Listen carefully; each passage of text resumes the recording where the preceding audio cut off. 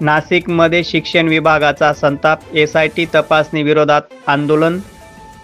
काल नाशिकमध्ये एसआयटी तपासणीच्या विरोधात शिक्षण विभागातील अधिकारी आणि कर्मचारी आक्रमक झाले।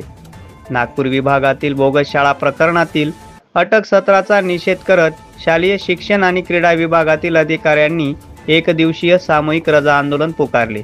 महाराष्ट्र शिक्षण सेनेच्या नेतृत्वाखाली हे आंदोलन राज्यभर सुरू असून लेखी आश्वासन मिळेपर्यंत हे आंदोलन सुरूच राहणार आहे।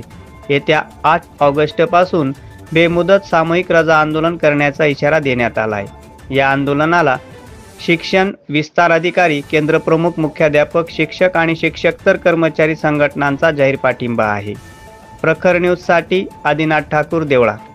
शिक्षण विभाग संघटनेचा बंद करा, बंद करा, अटक सत्र बंद करा, बंद करा, बंद करा, अटक सत्र बंद करा। शिक्षण विभाग संघटनेचा विजय असो, शिक्षण विभाग संघटनेचा विजय असो, बंद करा, बंद करा।